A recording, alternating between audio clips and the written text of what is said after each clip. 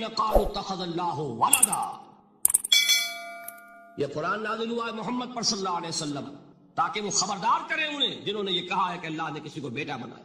یہ سورہ کہف میں ہے، اور اگلی سورت سورہ مریم میں تو ایسا غضب اللہ کا ظاہر ہوتا ہے، وقالوا اتخذ الرحمن ولدا لقد جئتم شيئا ابدا تكاد السماوات يتفطرن منه وتنشق الارض وتخر الجبال هدا ان دعوا للرحمن ولدا وما ينبغي للرحمن ان يتخذ ولدا۔ انہوں نے کہا کہ رحمان نے کسی کو بیٹا بنایا۔ تم بہت بڑی گستاخی کی بات کر رہے ہو، تمہاری اس گستاخی کی وجہ سے آسمان پھٹ پڑنے کو ہے، زمین شق ہو جانے کو ہے، اور قریب ہے کہ پہاڑ ایک دھماکے کے ساتھ گر جائیں۔ کہ انہوں نے خدا کے لیے بیٹا تسلیم کر دیا، حالانکہ اللہ رحمان اس کی شان اس سے بہت بلند و بالا ہے کہ اس کے کوئی بیٹا۔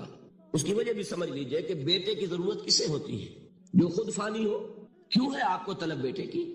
ہم نہ ہو گے ہمارا نام زندہ رہے، یہ ایک ایٹرنل ہونے کی خواہش ہے، انہیرنٹ، نام چلے گا۔ اسی لیے بیٹی سے آدمی سمجھتا ہے کہ نام نہیں چلتا۔ یہ طلب جو ہے بیٹے کی کیوں ہے؟ بیٹے سے نسل چلتی ہے۔ اس کی ضرورت کس کو ہے؟ جو خود فانی ہے۔ وما ينبغي للرحمن ان يتخذ ولدا، جو خود باقی ہے ہمیشہ کے لیے، اس کو کوئی اختیار ہے۔ تو آپ نے بات سمجھ لی، میں بہت مختصر بات کروں گا آج۔ اسی طریقے سے حضرت ابراہیم کی نسل سے تھے جو مکے کے لوگ اور عرب کے لوگ، بنی اسماعیل، جو موحد کامل تھا ابراہیم، جس کو اتنی مرتبہ سند ملی وما کان من المشرکین، ان کی نسل میں وہ لوگ تھے جنہوں نے فرشتوں کو خدا کی بیٹیاں بنا دیا۔ یہ جو ان کی دیویاں تھیں یہ مؤنث، لات، عزا، منات، یہ سب کیا مؤنث نام ہے۔ انہوں نے یہ کہا کہ فرشتے جو ہیں وہ خدا کی بیٹیاں۔ اصل میں عقیدہ کیسے ہوتا ہے؟ انہوں نے کہا بڑے لاڈلے ہیں، لاڈلی ہوتی ہے بیٹی بہت زیادہ، تو یہ خدا کی بیٹیاں ہیں۔ ہوتے ہوتے ان کا یہ عقیدہ ایسا پکا ہوا کہ بجائے استعارے کے اب انہوں نے حقیقت بنا دیا، یہ خدا کی بیٹیاں ہیں۔ ان پر قرآن مجید نے کئی جگہ پر ذرا ایک لطیف انداز میں تنزیہ پیرائے میں بھی کہا ہے کہ بھائی تم نے خوب کیا، انہوں نے الاٹ کیا تو بیٹا تو کیا، تم نے اللہ کو الاٹ کی تو بیٹیاں کی جو تمہیں خود پسند نہیں۔ الکم البنون، تمہارے لیے بیٹے ہو، وَلَهُ الْبَنَاتُ، اور اس کے لیے بیٹیاں۔ تو یہ تو ذرا ایک لطیف انداز ہے، تنزیہ پیرایا ہے۔ لیکن ان تینوں کو اب آپ ایک جگہ کر لیجئے، بیٹا بیٹی قرار دینے کا شرک، یہ کیا ہے؟ شرک فی الذات، ہر اعتبار سے اللہ کا مثل بنا دینا، ہم کف بنا دینا، ہم پلہ بنا دینا، ذات میں شریک کر دینا، یہ بدترین شرک ہے۔ یہی وجہ ہے، دیکھیے قرآن مجید کی عظیم ترین سورت کون سی ہے؟ سورہ اخلاص، جو ایک تہائی قرآن کے مساوی حضور نے قرار دیا، جس کو سنو سے قرآن کے مساوی، وہ در حقیقت اسی شرک کی نفی پر ہے۔ قل هو اللہ احد اللہ الصمد لم یلد ولم یولد ولم یکن لہ کفوا احد۔ یہی آیا اس میں سورہ بنی اسرائیل کی آیت آخری میں نے سنائی تھی، وَقُلِ الْحَمْدُ لِلَّهِ الَّذِي لَمْ يَتَّخِذْ وَلَدًا، کہو کہ کل شکر اور کل تعریف اس اللہ کے لیے جس نے کسی کو اپنا بیٹا بیٹی نہیں بنایا۔ ولد دونوں پر جاتا ہے، اولاد جیسے آپ کہتے ہیں، اولاد بیٹا بیٹی شریک ہوتے ہیں، نہ اس کا کوئی بیٹا نہ اس کی کوئی بیٹی، نہ وہ جنا گیا نہ اس نے کوئی جنا۔ ایک قسم تو یہ ہوئی شرک فی الذات کی۔ دوسری قسم کیا ہے؟ یہ ان مذاہب میں ہوئی ہے جو نبیوں اور رسولوں کی طرف نسبت نہیں رکھتے بلکہ فلسفیانہ مذاہب ہیں۔ ہندوستان کے اکثر مذاہب فلسفیانہ ہیں۔ فلسفیانہ مذاہب میں یہ شرک فی الذات کس شکل میں پیدا ہوا؟ دو شکلیں پیدا ہوئی، ایک ہمعوست اور ایک حلول۔ حلول کیا ہے؟ اللہ نے کسی انسان کے اندر اپنے آپ کو حل کر دیا، انسانی شکل میں وہ خود ظاہر ہو گیا، اوتار کا عقیدہ، انگلش میں گاڈ انکارنیٹ۔ عیسائیوں میں بھی حضرت مسیح کو گاڈ انکارنیٹ بھی قرار دیا گیا، خود خدا نے یہ شکل اختیار کر دی۔ رام چندر جی ہو، کرشن جی مہاراج ہو، کیا ہے؟ یہ اوتار ہیں۔ اللہ نے ان میں حلول کیا یا اللہ نے ان کی شکل میں ظہور کیا۔ سمجھ میں آگے؟ اور ایک عقیدہ کیا ہے؟ یہ بڑا فلسفیانہ مسئلہ ہے، دیکھیے بڑا ٹیڑھا مسئلہ ہے یہ، لیکن میں اس وقت اس کی تفصیل میں نہیں جاؤں گا، بہت باریک باتیں ہو جائیں گی۔ مسئلہ کیا ہے کہ اگر خدا کو مان لے تو پھر سوال یہ ہے کہ خدا نے اس کائنات کو کیسے پیدا کیا؟ یہ ایک سوال آتا ہے ذہن میں، جس کے نہیں آتا وہ کہے گا پاگل پن ہے، خامخواہ اس پر کیوں سوچتے ہیں، لیکن جس کے ذہن میں سوال آ گیا اس کے لیے بڑی مصیبت ہو جاتی ہے۔ وہ تو سوچتا ہے، انسان کا اختیار نہیں ہوتا اپنے ذہن پر، وہ لاکھ روکے اسے مت سوچو، وہ اور سوچے گا۔ یہ مصیبت ہے فلسفیوں کی۔ کیسے پیدا کی؟ اب ایک تصور تو یہ ہے کہ جیسے یہ میز ہے، بڑھئی نے بنایا اس کو، بڑھئی علیحدہ ہے، میز علیحدہ ہے، لیکن اس میں یہ بات ماننی پڑے گی کہ پہلے کوئی چیز تھی جس سے میز بنائی، لکڑی تو تھی نا، اس سے میز بنائی، لہذا ہندوؤں میں ایک عقیدہ یہ ہے کہ خدا بھی قدیم، مادہ بھی قدیم. خدا نے اس مادے سے یہ شے بنا دی، مادے سے یہ بنا دی. وہی مٹی کی تغاری ہوتی ہے، کمہار اس سے کوئی رکابی بنا دیتا ہے، کوئی وہ ہڈیا بنا دیتا ہے، کوئی گھڑا بنا دیتا ہے. مٹی تو ہے نا پہلے. تو مادہ بھی قدیم، خدا بھی قدیم، اور مادے سے خدا نے یہ شکلیں بنا دی. ٹھیک، یہ بھی سنویت ہو گئی، توحید تو ختم ہو گئی. تو جن لوگوں کا ذہن تھا توحیدی لیکن اس مسئلے میں الجھ گئے، انہوں نے ایک اور شکل تجویز کی کہ خدا خود ہی اس شکل میں تبدیل ہو گیا. کیسے؟ جیسے برف پگھلتی ہے تو پانی بن جاتا ہے. پانی کہاں سے آیا؟ برف سے. اب کوئی پوچھے برف کہاں ہے؟ بھائی یہی پانی ہے، یہی برف ہے یا نہیں؟ اسی پانی کو آگ کے اوپر آپ نے رکھ دیا، وہ بھاپ بن گئی. اب آپ کہیں برف کہاں ہے، پانی کہاں ہے؟ یہی بھاپ جو ہے یہی در حقیقت پانی ہے، یہی بھاپ جو ہے یہی برف ہے. یہ ہے وہ ہماؤس پینتھیزم جس کو انگریزی میں کہتے ہیں، کہ خود خدا نے روپ دھار لیا اس کائنات کا. یہ دو فلسفے ہیں. کیا ہے یہ؟ بدترین شرک ہے. پہلی، اگر شکل ہے تو وہ انسان خدا قرار پا گیا، جس کو اوتار مانا وہ خدا ہو گیا کہ نہیں. اور دوسری شکل میں تو ہر چیز ہی خدا ہے، یہ بھی خدا، یہ بھی خدا، پتھر بھی خدا، درخت بھی خدا، ہر چیز خدا. اس لیے کہ وہ برف پگھلی ہے تو پانی بنا ہے. وہ پانی چاہے زیر زمین آ رہا ہے، وہ پانی چاہے زمین کے اوپر دریا کی شکل میں آ رہا ہے یا زمین میں سوتے چل رہے ہیں، پانی تو وہی برف ہے جو پہاڑوں پر ہمالیہ پر پڑا ہوا، وہی پگھل رہا ہے، یہ کچھ بن رہا. یہ ہے شرک فی الذات کی دوسری قسم جو دنیا میں رہی، پینتھیزم اور انکارنیشن، یا حلول اور ہماؤس. سمجھ میں آگے؟ اب میں ایک بات آپ سے عرض کروں گا. اللہ کا اس امت پر بہت بڑا فضل ہے جس کا آپ کو شکر ادا کرنا چاہیے.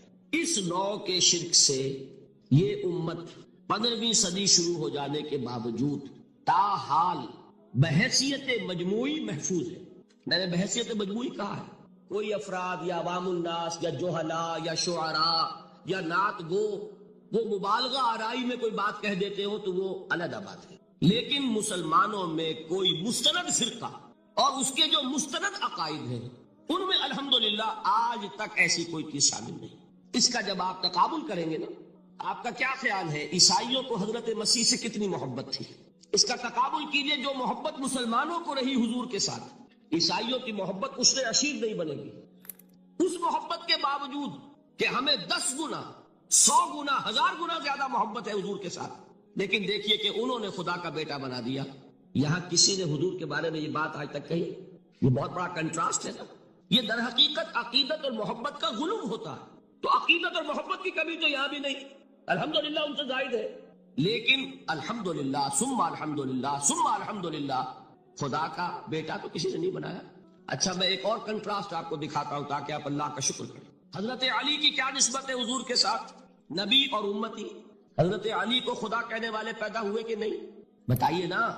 کیا وجہ ہے کہ علی کو خدا کہنے والے پیدا ہوئے لیکن محمد کو خدا کہنے والا پیدا نہیں ہوئے صلی اللہ علیہ وسلم رضی اللہ تعالی عنہ؟ بہت اہم بات ہے، غور کیجیے گا. حالانکہ حضرت علی کا رتبہ کہاں، حضور کا کہاں. آج بھی آپ دیکھیے آپ کے جاہل عوام کے زبان پر نعرہ یا علی مدد کا ہوتا ہے، یا محمد مدد کسی نے کہا آج تک؟ یہ یا محمد لکھنے کے کام آتا ہے. صرف وہ مسجد پہ لکھ دو تاکہ پتہ چل جائے یہ فلاں فرقے کی مسجد ہے، دوسرا خود ہی بھاگ جائے بس. یہ صرف کس کام کے لیے ہے؟ باقی جہاں اصل میدان میں بات آتی ہے کوئی نعرہ لگاتا ہے یا محمد مدد، محمد کا رتبہ اونچا یا علی کا، تو ان سے کیوں نہیں مدد مانگی؟ یہ سوالات آپ کے سامنے رکھ رہا ہوں میں. پھر یہ کہ جس طریقے سے کہ غوث اعظم کو پکارا جاتا ہے، کیا محمد کو پکارا جاتا ہے؟ کیا نسبت ہے؟ حضرت علی تو پھر بھی صحابی ہے، خلیفہ چہارم ہے، حضور کے چچا داد بھائی ہے، داماد ہے. غوث اعظم تو بہرحال وہ نسبت تو نہیں ہے. دیکھیے میں اس کا تعلق جوڑتا ہوں ختم نبوت سے. جس طرح اللہ نے خصوصی حفاظت فرمائی ہے قرآن کی، اسی طرح خصوصی حفاظت فرمائی ہے محمد رسول اللہ. یہ اسپیشل پروٹیکشن ہے، ورنہ نہیں ہو سکتی تھی. یہ خصوصی تحفظ ہے اللہ. یہاں بگاڑ پیدا ہو جائے تو صحیح کون کرے گا؟ حضرت مسیح کی اصل حقیقت تو حضور نے آگے بتا دی. ذالک عیسی ابن مریم قول الحق الذی فیہ یمترون ما کان للہ ان یتخذ ولدا سبحانہ. یہ حضور نے آ کر حضرت مسیح کی حقیقت بیان کر دی کہ نہیں؟ سورہ مریم کی یہ آیات سنی تھی نجاشی رحمت اللہ علیہ نے جب حضرت جعفر ابن ابی طالب کی زبان سے، تو کیا کہا تھا تنکا اٹھا کر؟ خدا کی قسم جو ان آیات میں مسیح کا مقام بیان ہوا ہے، مسیح اس سے تنکا بھر بھی زیادہ نہیں. لیکن اگر محمد الرسول اللہ کو خدا کا بیٹا بنا دیا گیا ہوتا یا خدا بنا دیا گیا ہوتا تو کون آتا اس کی اصلاح کی؟ جیسے قرآن مجید کا تحفظ ہے ایسے ہی محمد الرسول اللہ کا تحفظ ہے۔ تو تحفظ ہوا کیسے ہے؟ جتنا قرآن مجید نے ایمفیسائز کیا حضور کی بشریت کو، قل انما انا بشر مثلکم، اے نبی ان کو بتاتے رہیے، بار بار بتائیے کہ مجھے کچھ اور نہ بنا لینا، میں بھی بشر ہوں، انسان ہوں۔ ہاں مجھ پر وحی ہوتی ہے، تم پر نہیں ہوتی، یہ فرق ہے، میں رسول ہوں تم نہیں ہو۔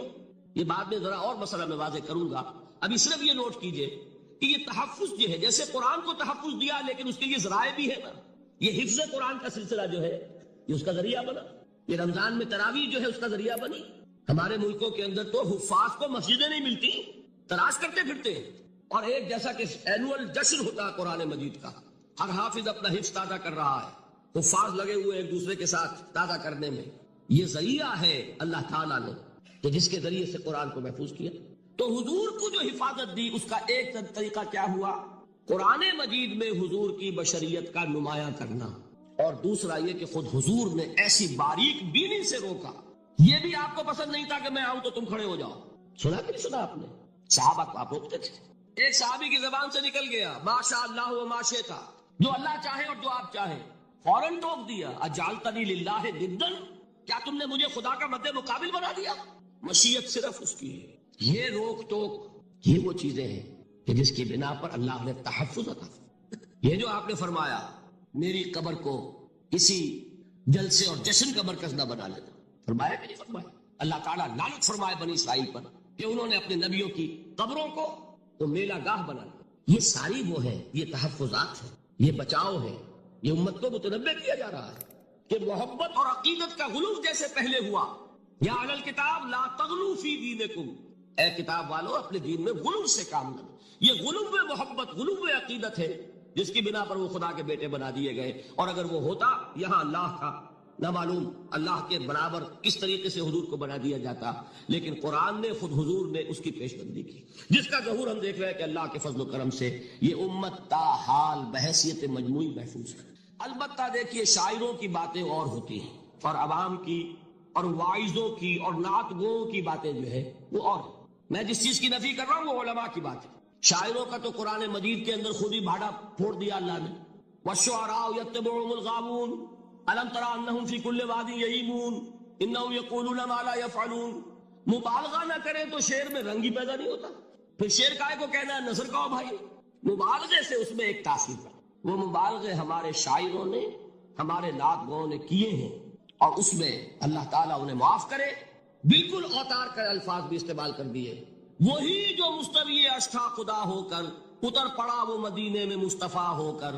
بتائیے رام چندر جی کے بارے میں جو عقیدہ ہے، اب کیا فرق رہ گیا؟ بال برابر فرق ہے یا کوئی؟ اور نقطے پیدا کرتے ہیں۔ مدینے کی مسجد میں ممبر کے اوپر بغیر عین کا ایک عرب ہم نے دیکھا، کیا سمجھ میں آیا؟ عرب میں سے عین نکالا، کیا بنا؟ یہ نقطہ آفرینی ہے۔ اسی طریقے سے ہماری شاعری میں کچھ ہماؤس کا رنگ بھی پیدا ہو گیا۔ خود کوزاؤ، خود کوزا کرو، خود گلے کوزا، خود رند صبو کش، خود برسر آکوزا خریدار بے آمد بشکست و روا شد۔ وہ خود ہی کوزا ہے، خود ہی مٹی ہے جس سے کوزا بنا ہے، خود ہی کوزے کا بنانے والا ہے۔ سمجھ رہے؟ الفاظ تو بڑے پیارے ہیں، بڑے مزیدار ہیں، آدمی ایک دفعہ وجد میں آ جاتا ہے، لیکن ہے کیا وہی ہے نا کہ وہی جو برف تھا پگھل کر پانی بن گیا۔ خود کوزاؤ، خود کوزا کرو، خود گلے کوزا، خود رند صبو کش، خود ہی اس کوزے میں شراب ڈال کے پیتا بھی ہے، خود ہی مٹی ہے، خود ہی وہ بنانے والا ہے، خود ہی کوزا ہے، خود ہی اس میں شراب ڈال کے پیتا بھی، اور خود ہی اس کوزے کو توڑ کر اپنا راستہ بھی لیتا ہے۔ اب آپ اس پر سر دھنیے اور جو چاہے کریں، لیکن یہ کہ اس کا ڈانڈے مل گئے کہ نہیں اسی ہماؤس سے؟ لیکن یہ کسی مفتی کی بات ہے کیا، یا کسی ائمہ دین میں سے کسی کا قول ہے؟ بھائی شاعروں کی باتیں سن لیا کریں، اللہ اللہ خیر سمجھ۔ ان چیزوں کا بہت زیادہ سختی کے ساتھ نوٹس بھی لینے کا کوئی فائدہ نہیں ہوتا۔ بات وہ ہونی چاہیے کہ جو علماء کہہ رہے ہیں مستند عقائد ہو، جو ان کی کتابوں میں درج ہو، ان سے بات ہونی چاہیے۔ تو یہ چیزیں، یہ گمراہیاں آئی ہیں، لیکن الحمدللہ ثم الحمدللہ کہ یہ عوام میں ہے، جہلاء میں ہے، شعراء میں ہے، نعت گوؤں میں ہے، یہ کسی بھی مستند دینی فرقے کے مستند علماء میں ہم کہاں موجود۔ البتہ ایک مسئلہ جو ہے نور اور بشر کا، وہ ذرا تھوڑا سا میں حل کر دوں آج۔ آپ سمجھتے ہوں گے لا ینحل ہے، میں نے جس طرح کہا تھا کہ امام بخاری کا قول بھی 100% درست اور امام ابو حنیفہ کا بھی 100% درست ثابت کیا کہ نہیں، اسی طرح میں کہتا ہوں جو حضور کو بشر کہتے ہیں وہ بھی 100% درست، جو حضور کو نور کہتے ہیں وہ بھی 100% درست۔ مطلب کیا ہے؟ دیکھیے ہر انسان کے وجود کے دو حصے میں نے پہلے دن شاید کچھ بیان کیا تھا، ایک خاکی وجود اور اینیمل بینگ جو حیوان ہے ہمارا، ایک وہ روح ربانی جو اس میں پھونکی گئی۔ آدم میں جب وہ روح پھونکی گئی تب وہ مسجود ملائک بنے۔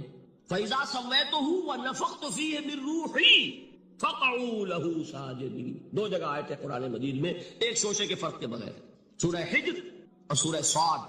جب میں اس کو پوری طرح تیار کر لوں اور اس میں اپنی روح میں سے پھونک دوں تو گر پڑنا اس کے سامنے سجدے۔ ہمارا جو خاکی وجود ہے وہ ظلمانی ہے اور جو ہمارا روحانی وجود ہے وہ نورانی ہے۔ اس کی نسبت کس سے ہے؟ اللہ سے۔ بات سمجھ میں آئی؟ لیکن ہم نے اپنے اس نورانی وجود کو اپنے خاکی ظلمانی وجود میں دفن کیا ہوا ہے، اور محمد الرسول اللہ صلی اللہ علیہ وسلم کا وہ نورانی وجود آپ کے اس خاکی وجود پر اس درجے غالب تھا کہ وہ خاکی وجود معدوم کے درجے میں ہے، لیکن وہ حضور صلی اللہ علیہ وسلم پر اثر انداز نہیں ہو سکتا۔ وہی خاکی وجود ہے جسے ہم نفس کہتے ہیں، نفس غلبہ کر سکتا ہے محمد پر صلی اللہ علیہ وسلم۔ حضور کی شخصیت کی نورانیت نے آپ کی شخصیت کے خاکی وجود کا احاطہ کیا ہوا، ہماری شخصیت کی ظلمانیت نے ہماری اس نورانیت کو گل کیا ہوا، دفن کیا ہوا، چھپایا ہوا۔ بس یہ فرق ہے۔ انہیں آپ کہہ لیں نور، صحیح ہے، ان کی نورانیت غالب۔ یہی بات ہے جو حضور نے اس طرح سمجھائی۔ دیکھو ہر انسان کے ساتھ ایک شیطان ہوتا ہے۔ اب کسی صحابی نے بڑی جرت سے کام لیا، پوچھ لیا حضور کیا آپ کے ساتھ بھی ہے؟ ہر انسان کے ساتھ جو کہا نا، تو انسان تو ہے آپ بھی، کیونکہ آپ کے ساتھ بھی ہے۔ آپ نے فرمایا ہے، لیکن میں نے اسے مسلمان کر رکھا۔ بات ختم ہو گئی۔ نفی نہیں ہے، وہ میرے تابع ہے، میرا مطیع ہے، مجھے گدن نہیں پہنچا سکتا ہے تو صحیح، لیکن نہ ہونے کے درجے میں آ گیا کہ نہیں؟ یہ ہے فرق سا۔ اور میں یہاں پہ کوٹ کرنا چاہتا ہوں ایک بہت بڑے بریلوی مکتب فکر کے عالم دین صاحبزادہ، نام میرے ذہن سے ایک دم اتر گیا، فیض الحسن، اللہ تعالیٰ ان کی خطاؤں سے درگزر فرمائے، ان کی مغفرت فرمائے۔ آپ نے سنا ہوگا نا نام۔ انہوں نے ایک روز تقریر کی جو میں نے سنی، اور تقریر کہاں کی؟ ساہیوال میں۔ وہاں کا ایک بہت مشہور چوک ہے، مہاجرین، مسجد مہاجرین کہلاتی ہے، وہاں تقریر تھی ان کی، میں نے سنی۔ ان کے الفاظ یہ تھے کہ کیا آپ لوگ ہمیں جاہل سمجھتے ہیں؟ کیا ہمیں عربی نہیں آتی؟ کیا ہم نے قرآن نہیں پڑھا جس میں بار بار یہ لکھا ہوا ہے کہ حضور بشر ہیں؟ حضور بشر ہیں، لیکن اصل میں ہم حضور کی بشریت کو نمایاں کرنے کو سوء ادب سمجھتے ہیں۔ بات سمجھیے آپ نے، اس قدر پیاری بات ہے۔ انہوں نے کہا کہ آپ کے باپ کا نام کیا ہے؟ عبد الرحمان۔ آپ عبد الرحمان کہہ کے پکارتے انہیں؟ ابا جان۔ ابھی آپ نے وہ آیات سنی، حضرت ابراہیم نے اپنے مشرک باپ کو یا ابت ہے، یا ابت ہے، بڑا پیارا ترجمہ کیا، ابا جان، ابا جان۔ کیا نام لیں گے؟ آپ کے باپ کا نام ہے، نام نہیں لیتے آپ، کیوں؟ ادب کی وجہ سے۔ اسی وجہ سے ہم در حقیقت حضور کی بشریت کو نمایاں کرنے کو سوء ادب سمجھتے ہیں، ورنہ کوئی ہم جاہل ہیں، ہمیں عربی نہیں آتی، ہم نے قرآن نہیں پڑھا، ہم جانتے ہیں کہ وہ بشر۔ بات سمجھ میں آئی؟ کتنی آسانی سے مسئلہ حل ہوتا ہے، بشرطے کہ نیت حل کرنے کی ہو۔ آخر آمنہ کے بیٹے ہیں، عبداللہ کے بیٹے ہیں، عبد المطلب کے پوتے ہیں، بچپن آپ پر گزرا ہے، لڑکپن آپ پر گزرا ہے، نوجوانی آپ پر آئی ہے، جوانی آپ پر آئی ہے، شادی آپ نے کی ہے، اولاد آپ کی ہے۔ کون بے وقوف احمق ہوگا کہ جو آپ کی بشریت کا انکار کرے؟ لیکن یہ کہ جس طریقے سے اس کو بیان کیا جاتا ہے وہ ایک مسئلہ بن گیا اختلافی، وہ رد و قضا اور کھینچ تان۔ اور اس میں بھی سمجھ لیجئے مثلکم پر جو ایمفیسس بعض حضرات دے دیتے ہیں اپنے توحیدی، جو ان کے اندر ایک مزاج ہے، اللہ تعالیٰ ان کے مزاج کو اور پختہ کرے، لیکن اس میں بھی مبالغہ کیا جاتا ہے۔ ایک حدیث مجھ سے سنیے جس میں حضور نے مثل کا انکار کیا۔ مثلکم کا مطلب اگر کسی نے یہ سمجھا کہ بالکل ہم جیسے ہیں تو بہت بڑی مغالطے میں۔ حضور صوم وصال سے منع فرماتے تھے، خود رکھتے تھے۔ صوم وصال کیا ہے؟ آج روزہ رکھا، شام کو افطار نہیں کیا، وہی روزہ رات بھر چل رہا ہے، اگلے دن بھی چل رہا ہے، شام تک کو جا کے پھر کھولا تو 2 دن کا صوم وصال ہو گیا۔ اگلے دن بھی نہیں کھولا، چلا تو 72 گھنٹے کا صوم وصال ہو گیا۔ یہ کیا ہے؟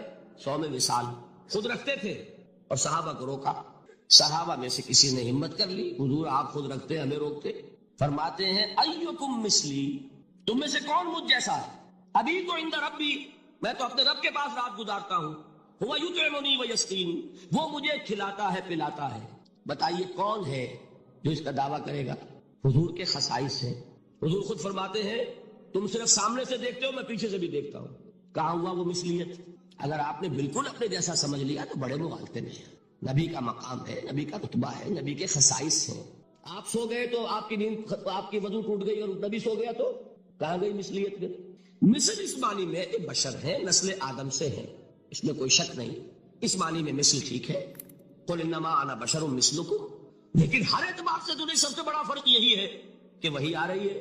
معراج پہ تشریف لے گئے ہیں، اس دنیا میں بیٹھے ہوئے بھی جنت کا مشاہدہ فرما لیتے ہیں، کرا دیا جاتا ہے. دوزخ کا مشاہدہ کرایا جاتا ہے، فرشتے کو دیکھ رہے ہیں. یہ چیزیں ہیں. اور پھر خصائص، جیسا کہ میں نے عرض کیا کہ آپ پیچھے سے بھی دیکھتے ہیں. آپ کا معاملہ یہ ہے کہ آپ اگر سو جائیں تو آپ کا وضو نہیں ختم ہوگا.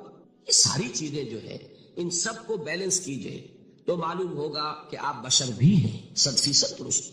لیکن آپ کی وہ نورانیت، آپ سراج منیر، ہدایت کا روشن چراغ، آپ کی جو روح انور ہے، وہ آپ کے اس جسدی وجود پر اس طریقے سے حاوی ہے کہ گویا کہ اس نے اس کی ظلمانیت کو ختم کر کے رکھ دیا. اس معنی میں کوئی کہے نور مجسم تو مجھے کوئی اعتراض نہیں. یہ ہے ان چیزوں کو جمع کرنے کی شکل، خام خواہ کی کھینچتان کے سوا کچھ نہیں. بہرحال یہ پہلا حصہ ختم ہوا، شرک فی الذات. اب آئیے شرک فی الصفات. میں نے عرض کیا تھا کہ یہ ایک بڑا علمی مسئلہ ہے اور اس میں ٹھوکر لگ جاتی ہے. وجہ کیا ہے اس کو سمجھ لیں. بنیادی بات، ہماری زبان جو ہے وہ بہت محدود ہے. ہماری ہی زبان ہے جسے اللہ نے ذریعہ بنایا اپنی ہدایت کا، ورنہ ہمارے پلے نہ پڑتی بات، ظاہر ہے نا. لیکن ہماری زبان کی محدودیت ہے. اس محدودیت کا ایک مظہر یہ ہے کہ ہم جو الفاظ اللہ کے لیے بطور صفت استعمال کرتے ہیں وہی الفاظ مخلوقات کے لیے بھی کر لیتے ہیں. اللہ موجود، ہم بھی موجود. اللہ زندہ، ہم بھی زندہ. اللہ علیم، تو انسان علیم بھی علیم نہیں، علامہ بھی ہے کہ نہیں؟ یہ تو بڑا مبالغے کا لفظ ہے. انسان علامہ ہے. اللہ دیکھتا ہے، بصیر ہے، ہم بھی بصیر ہیں. اللہ سنتا ہے، سمیع ہے، ہم بھی سنتے ہیں. اللہ کو قدرت حاصل ہے، کچھ ہمیں بھی حاصل ہے. ایک مکہ مارا تھا حضرت موسیٰ نے، جان نکال دی تھی کہ نہیں؟ ہے نا کچھ نہ کچھ. اللہ چاہتا ہے، ہم بھی چاہتے. اسی دیکھیے چاہت میں وہ ہو گیا تھا جس پر روک دیا حضور نے. ما شاء اللہ و ما شئت اجعلتنی للہ ندا، کیا تم نے مجھے اللہ کا مد مقابل بنا دیا؟ دھوکہ ان الفاظ کے اشتراک کی وجہ سے لگ جاتا. بات سمجھ میں آئی؟ اب اس میں فارمولہ میں نے عرض کیا تھا کہ ایک نوٹ کر لیں تو مسئلے سارے حل ہو جائیں. جب ہم کوئی لفظ بطور صفت اللہ کے لیے بولتے ہیں اور اسی لفظ کو مخلوق میں سے کسی کے لیے بولتے ہیں، مخلوق میں سب آ گئے، جمادات، حیوانات، انسان، اولیاء اللہ، فرشتے، انبیاء، رسول، سب مخلوق تو ہیں. تو کل مخلوقات کو جب ہم ایک لفظ بطور صفت استعمال کریں گے اللہ کے لیے اور اسی لفظ کو استعمال کریں گے بندوں کے لیے، تو ان میں 3 فرق ہیں جو ذہن میں رہنے چاہیے. گن کر یاد کیجئے. اللہ کی ذات قدیم ہے، ہمیشہ سے ہے. اسی طرح اس کی صفت بھی قدیم ہے، ہمیشہ سے ہے. مخلوقات حادث ہیں، ان کی صفات بھی حادث ہے. حادث قدیم کے مقابلے میں کہ پہلے نہیں تھی پھر ہو گئی. ایک فرق. اللہ کی ذات از خود ہے، کسی اور نے تو اس کو وجود نہیں بخشا نا. اللہ کا وجود از خود ہے، ذاتی ہے. اسی طرح اس کی صفات ذاتی ہے، کسی اور کی عطا کردہ نہیں ہے. مخلوق کوئی ہو کسے باشد، ان کا وجود ذاتی نہیں، عطائی ہے. اللہ نے دیا تو وجود ملا. اسی طرح ان کی صفات عطائی ہے، ذاتی نہیں. 2 فرق ہو گئے. اللہ کی ذات مطلق ہے، لا محدود. اسی طرح اس کی صفات مطلق ہے، لا محدود. مخلوق کی ذات محدود، کسے باشد، صفت بھی محدود. 3 فرق ہے، ذاتی، عطائی، قدیم، حادث، لا محدود، محدود. 3 فرق ذہن میں رہیں تو جو صفت بھی آپ اب بولیں گے اس میں یہ تینوں باتیں ذہن میں رہیں. سمجھ میں آ گئی بات؟ اب اس کا اطلاق کیجئے تو یہ علم غیب کا مسئلہ حل ہو جائے گا. یہ بھی لا ینحل سمجھا جاتا ہے. علم کسی کا بھی ہو، انسان، فرشتہ، اولیاء، انبیاء، رسول، حضور صلی اللہ علیہ وسلم، کسی کا حادث ہے، قدیم نہیں ہے، عطائی ہے، ذاتی نہیں ہے، محدود ہے، لا محدود نہیں ہے. 3 باتیں مان لیں، شرک نہیں ہوگا. ان میں سے ایک کو ساقط کر دیں، شرک ہو جائے. آئی بات سمجھ؟ اللہ کی قدرت ذاتی ہے، عطا کردہ نہیں. مخلوق میں جس کو قدرت حاصل ہے وہ عطائی ہے، ذاتی نہیں. اللہ کی قدرت لا محدود، یفعل ما یشاء فعال لما یرید علی کل شیء قدیر. ہم مخلوق کوئی بھی ہو اس کی قدرت محدود. اللہ کی قدرت جب سے وہ ہے ہمیشہ سے ہے، ہمیشہ سے قدرت بھی ہے. اور مخلوق میں سے قدرت یہ حادث ہے. تینوں چیزیں سامنے رہے شرک نہیں ہوگا. ایک چیز کی بھی کمی ہو گئی شرک ہو جائے. یہ ساری صفات پر لے آئے. اللہ کی حیات ذاتی ہماری عطائی، لائی حیات آئے قضا لے چلی چلے، اپنے بس میں نہ آنا تھا نہ جانا ہے. زندگی اس کی عطا کردہ ہے، جب چاہے لے لے. اللہ کی حیات بھی ایسی ہے کیا؟ ذاتی. الحی.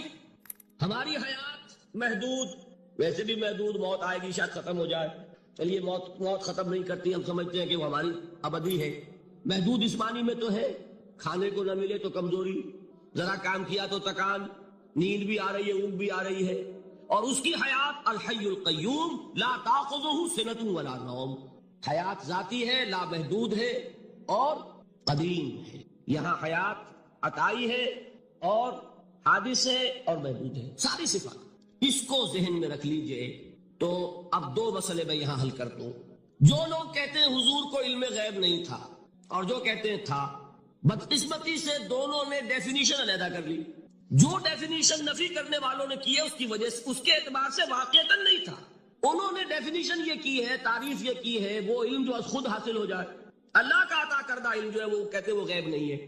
تو وہ بھی مانتے ہیں کہ ہر علم جو حضور کو حاصل ہے وہ اللہ کا عطا کردہ. میں سائی والی میں یہ سارے مرحلے میں نے طے کیے نا اپنے زمانہ طالب علمی میں. مولانا منظور احمد شاہ صاحب ہیں سائی وال میں ایک، میں ان کے پاس حاضر ہوا.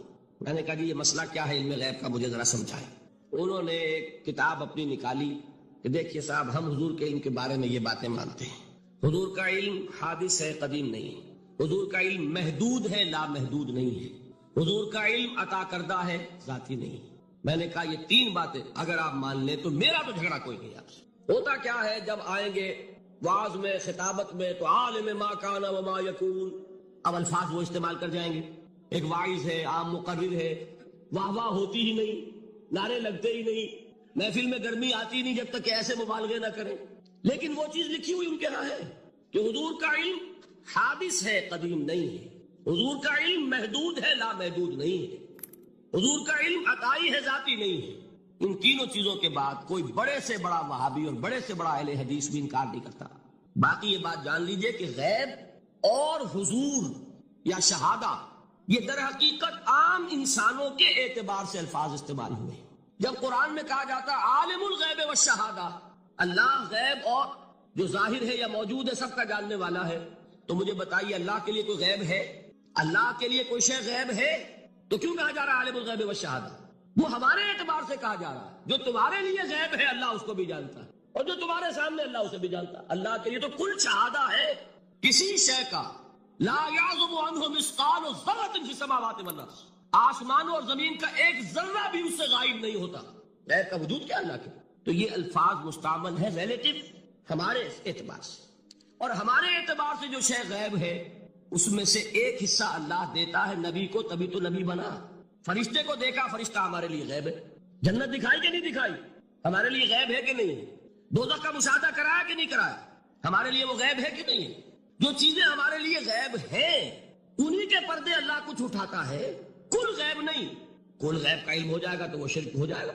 کل کا لفظ جہاں آیا شرک ہوا.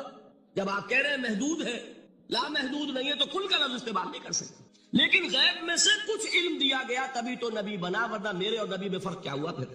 البتہ یہ کہ وہ غیب کا علم ہو یا حاضر کا علم ہو، سائنٹیفک نالج ہو یا وحی کا علم ہو، کوئی بھی علم ہو، آیت الکرسی کے الفاظ نوٹ کیجئے، یعلم ما فی السماوات و ما فی الارض، وہ جانتا ہے. ولا یحیطون بشیء من علمہ الا بما شاء، مخلوق میں سے کوئی بھی اس کے علم میں سے احاطہ نہیں کر سکتا مگر جتنا وہ چاہے. اب یہ بات علیحدہ ہے کہ ہم کون ہے طے کرنے والے کہ ناپے بیٹھ کر کے اللہ نے ابراہیم کو کتنا علم دیا ہم ناپ سکتے ہیں؟ عیسیٰ کو کتنا دیا ہم جان سکتے ہیں؟ تو ابراہیم کا، موسیٰ کا، عیسیٰ کا نہیں ناپ سکتے تو محمد رسول اللہ کا کہاں ناپیں گے؟ یہ پاگل پن ہے، یہ ہے جو غلطی ہوتی ہے. ہم کون ہے طے کرنے والے؟ اللہ نے اپنے نبی کو دیا جو دیا، بات ختم. کل نہیں کہیں گے، کل کہا شرک ہو جائے، ذاتی کہا شرک ہو جائے. عطائی ہے، جو دیا اللہ نے دیا، اور کل نہیں دیا، جتنا چاہا دیا. ہے حادث، قدیم نہیں. تینوں چیزوں مان لیجئے تو شرک کا کوئی شائبہ نہیں.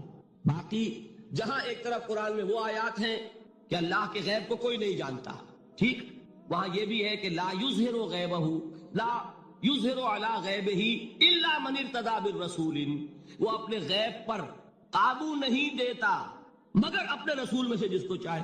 یہ دونوں آیتیں قرآن کی ہے کہ نہیں؟ اسی لیے در حقیقت جو غیب کی نفی کرتے ہیں حضور سے، وہ کہتے ہیں کہ از خود معلوم ہونے والی شے غیب ہے. ہم کہتے ہیں از خود تو کوئی بھی شے کسی کو معلوم نہیں، ہمیں حاضر کا علم بھی اللہ ہی دیتا ہے تو ہوتا ہے، غیب کا تو بہت دور کی بات ہے. یہ مسئلے بڑے سیدھے ہیں، خام خواہ ہم نے پیچیدہ بنایا ہوا ہے. خدا کے لیے ان مسئلوں کو سلجھائیے اور جوڑیے، کاٹنے کی بجائے جوڑنے کی فکر کی کہ بھائی یہ اپنی اپنی جگہ پر علیحدہ علیحدہ تم نے تعریفیں کر رکھی ہیں اس لیے جھگڑ رہے ہیں، ورنہ دونوں باتیں صحیح ہیں. ایک مسئلہ ذرا اور زیادہ علمی ہے، میں ذرا پریشان ہو رہا ہوں کہ وقت زیادہ ہو رہا ہے. وہ مسئلہ ہے وحدت الوجود کا.